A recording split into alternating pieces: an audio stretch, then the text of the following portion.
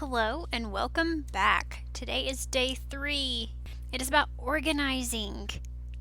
This is what comes after you've decluttered as much as possible. I hope you can see a big transformation and feel the weight lifted once you have removed all the excess and non-necessities from your home. Now you can begin making a space for everything you own and putting everything in its place. This is a method that I learned while in culinary school and it made total sense. Mise en place. I think it's French. It's having everything you need in place so that you can work most efficiently. It's all about functionality and looking neat at the same time. So that's what I'm going to help you do today. You'll learn some great guidelines to help you get your stuff organized. Tidiness works its best magic when things are put away neatly in an order that serves you. There are ways that tidiness doesn't work, and we want to avoid that. Say, just because it looks neater having your clothes all folded doesn't mean that's easier for you because maybe you don't like the time it takes to fold them all. So it would just make sense to hang them neatly. See what I mean? Or putting things in order on top of your vanity won't serve you if half the items aren't something you use often. Maybe it would be better if more items were tucked neatly in the vanity drawer or a cabinet. Not all tidiness means functionality. We have to organize everything in its place in a way that serves you. So, I want you to think about your daily routines, the ins and outs of your life, so that the organization you choose be most effective and functional for your lifestyle. And that's going to look different for so many of you because everybody's different. Everybody has different routines, and you have to find what works for you. The internet is jam-packed with organizational tips on how to store practically every item in your home. And I'm not going to tell you which version to pick because you can simply Google that, search on Pinterest, whatever. I want you to do what works for you, not what worked well for someone else and has no fit in your lifestyle. I don't care how tidy it looks. If it's not going to work for you to do it that way, don't waste your time. I'm going to inform you that I'm a very budget conscious person. All the organizational strategies that I'm going to share with you, I'm not pushing you to go out and buy lots of organizational accessories, storage containers, etc. Tidying your home shouldn't have to cost you a lot of money because that could be a hindrance to even accomplishing your goal. If you know of some things you'd like to have that you firmly believe will help you be better organized, that is totally up to you. But I am going to give you practical tips that won't have you running to the store to purchase everything just so you can get tidier. That's not my thing. I just want you to be tidier in a way that works for you and doesn't break your bank. I repurpose or reuse things in a new way. There's times where I have moved pieces of furniture multiple times in order to find its most effective use. I want you to find the most optimal way to organize your belongings using what you have, but if you need something and you don't have it and you know it would help you, by all means, that's your choice. Go get it. The great thing about this is that if something doesn't work as well as you hoped, if you're using something you already have, you don't have to fret about feeling as though you wasted your money on it. There is a possibility that you have plenty of things already in your home you could use in new ways to achieve better organization. And now that you've decluttered, hopefully that will be so much easier because you have less things to organize. If you need inspiration, Pinterest is a terrific place to get that DIY inspiration and even some hacks on how to make things look a little neater. And let's get into organizational strategy. Number 1, it is creating flow. Okay? Creating a flow is important for maximizing functionality.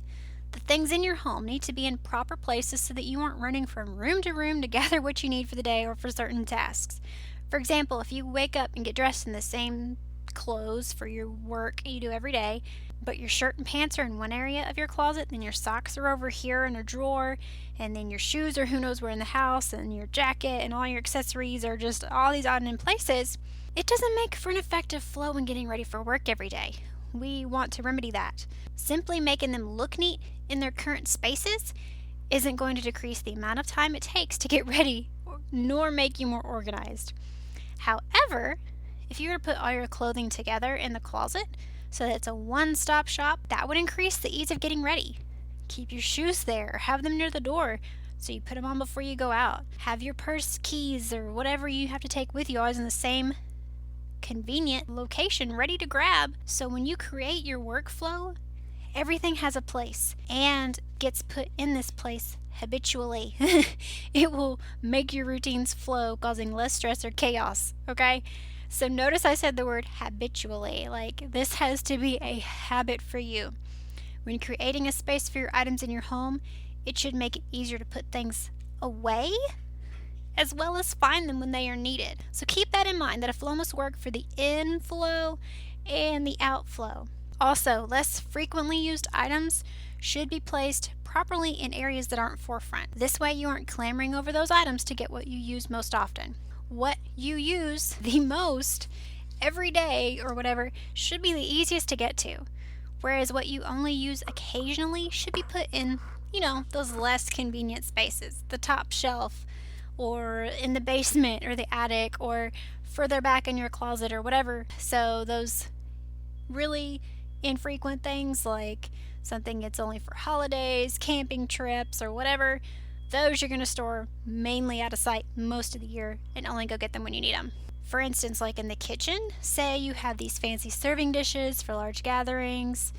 They don't need to be stored in a cabinet closest to your dishwasher, when you really need to be putting your everyday plates, cups, and bowls there, because they are used and washed most frequently. As you create a flow system for your routine tasks in your home, keep in mind that whenever something begins to get untidy and isn't working, you have the power to reevaluate and correct the error.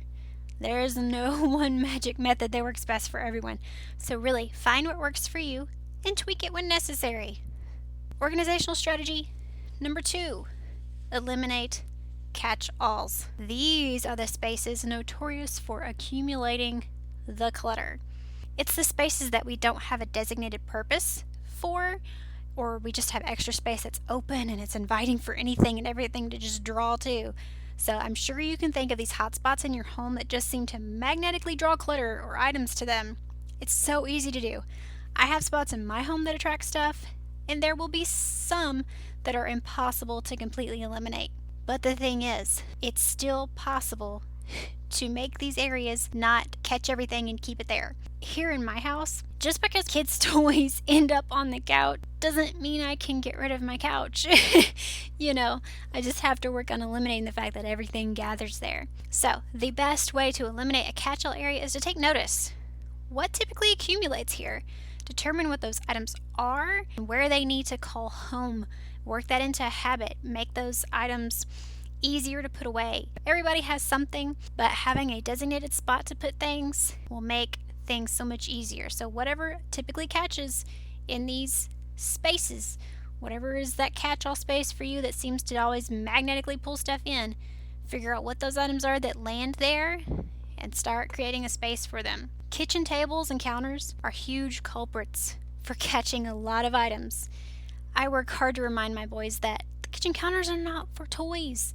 We need this space for cooking and for doing dishes. I am responsible for controlling what happens there. I may have to remind the people in my house that certain things don't need to go there, but that's what you do when you organize. You're eliminating the possibility of things even collecting there in the first place.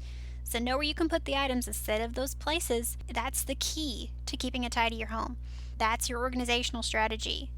You may have to experiment on this to find just the right home for the items, but it is so worth doing to keep your home clutter-free. Remember the benefits we talked about on day 1. This will eliminate a lot of stress. Last organizational strategy, set limits. Limits are a wonderful tool. The easiest way to set a limit is to define it by space. You can only keep or have what fits in a certain size space. Controlling your inventory is a huge step in maintaining tidiness. We want tidiness to be this lasting effect. Say if you're a crafter, you designate a bin or a shelf or a cabinet where you plan to store your supplies and you stick to that area only. This will also help you not buy excess supplies until you have used up your in-stock items. You could even set limits to your closet by allowing yourself to only have as many clothes as can neatly hang on the rack or set on the shelf or be folded up in the drawer without being so squished tight that you can't part them to see what there is in there.